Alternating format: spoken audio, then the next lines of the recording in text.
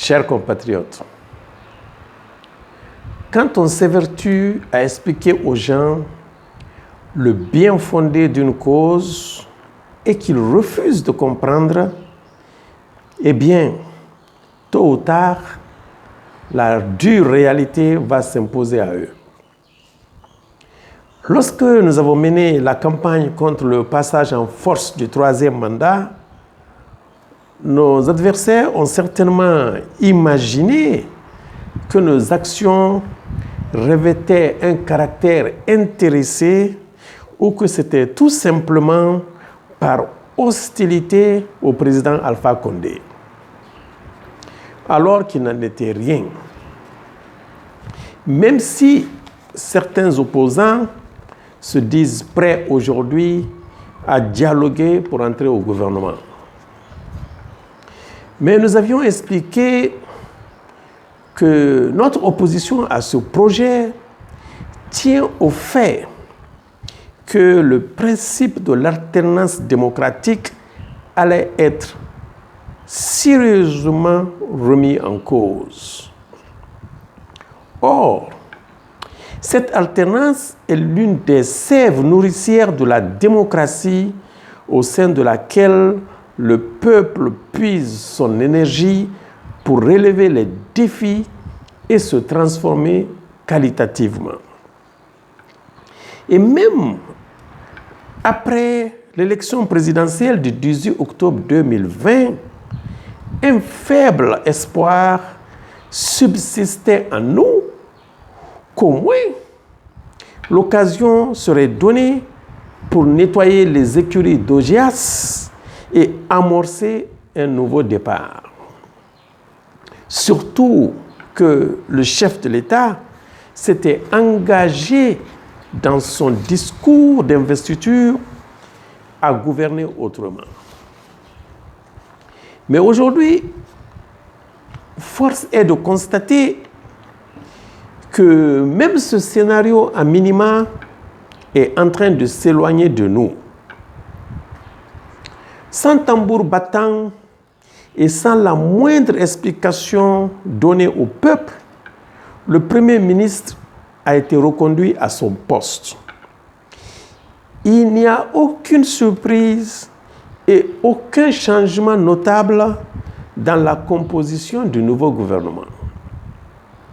Mais le plus intriguant est que les nominations sont en train de se faire au compte-gouttes. Sur 37 ministres, après plus de 12 jours, ce sont 34 qui ont été confirmés à leur poste. Presque tous appartiennent à l'ancienne équipe. Il n'en fallait pas plus pour créer un mécontentement au niveau de plusieurs états-majors politiques et surtout le parti présidentiel. Le RPG, dont plusieurs responsables s'attendaient enfin à une promotion après avoir mouillé le maillot. Pour eux, après 10 ans de patience et d'attente dans l'ombre de ceux qui ont gouverné à leur place, le moment était venu de monter en première ligne. La grogne s'étend au niveau des jeunes du parti qui manifestent leur ras-le-bol. Le bureau politique national du RPG est obligé de publier une déclaration pour fustiger le comportement de certains cadres et dénoncer la manipulation qui pousse les jeunes à s'opposer à la reconduction des ministres. Pour mater la contestation, les cadres soupçonnés sont déchus de leur poste dans l'administration et suspendus de toutes les activités du parti. On attend donc de voir comment toute cette grogne finira, mais les responsables du RPG seraient dans le leur de penser que c'est seulement un petit groupe de cadres qui seraient mécontents de la reconduction des ministres. Ce mécontentement est général au sein de l'opinion publique guinéenne, qu'on soit du RPG ou pas. Il y en a qui expriment leur frustration haut et fort, et il y en a de nombreux autres qui préfèrent garder le silence pour ne pas s'attirer des ennuis. Qu'on veuille le reconnaître ou pas, nous sommes face à un véritable malaise social qui dépasse même le cadre de la politique. Ce qui nous ramène à cette épineuse question de l'alternance qui a tant animé les débats sur le troisième mandat. Lorsque nous abordions le sujet, beaucoup ne considéraient que l'aspect politique du problème. C'est soit qu'on était pour le changement constitutionnel ou pas, soit qu'on était pour la limitation des mandats ou pas. Or, la question de l'alternance, qui était véritablement au cœur de ce débat, a des implications tant au niveau politique que social et économique. Cela, on s'est efforcé de l'expliquer aux uns et aux autres, mais n'est pas plus sourd que celui qui ne veut pas entendre. Voyons-en rapidement quelques aspects. La redistribution équitable des richesses est plus facile à entreprendre dans une société qui permet en son sein l'alternance démocratique.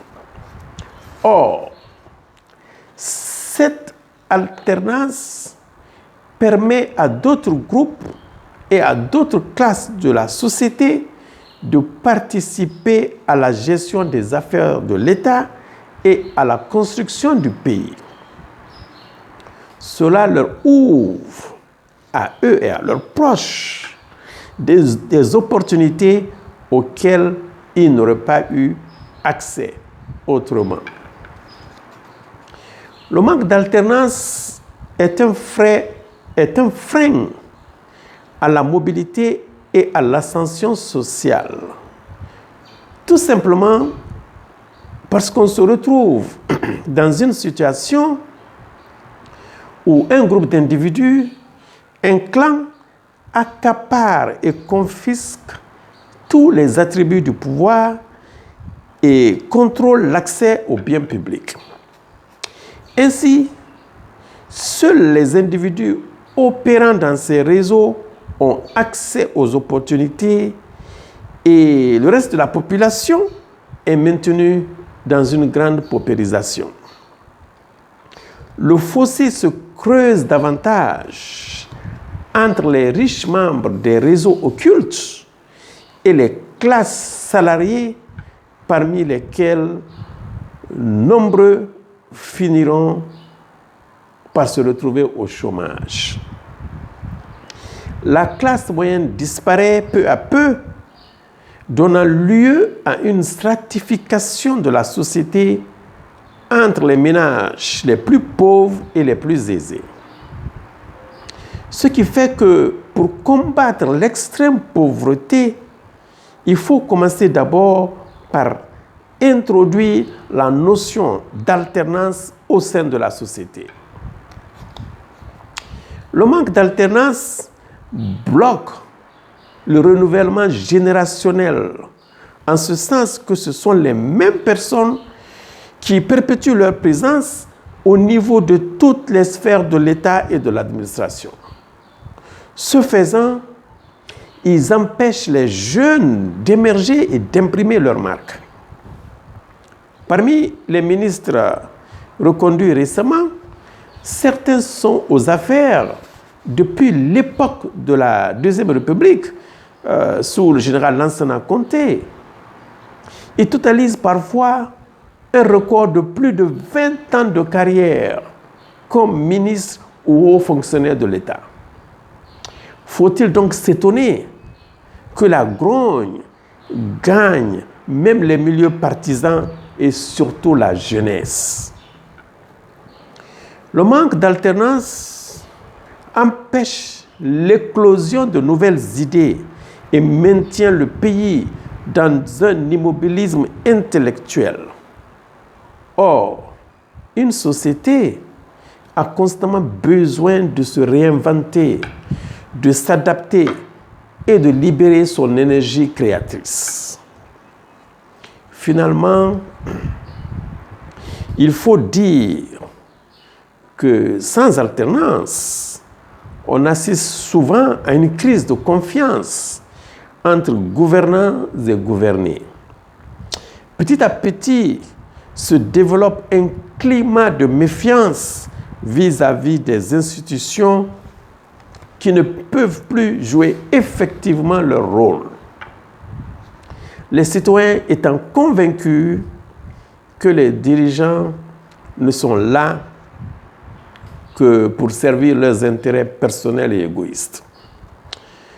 Comme on le voit donc, le principe de l'alternance ne peut être bafoué dans une société qui se dit démocratique, car son absence peut entraîner des remous au niveau de toutes les composantes de la société, y compris au sein de l'équipe dirigeante qui risque d'être fragilisée de l'intérieur. Et cette réalité ne tient pas compte de l'obédience politique ou religieuse, ou même encore des affinités ethniques ou culturelles.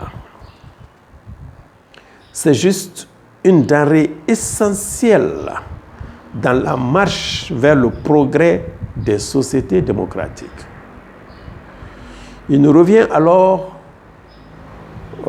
à déterminer si nous voulons être une société ouverte et démocratique ou alors une société fermée et non démocratique.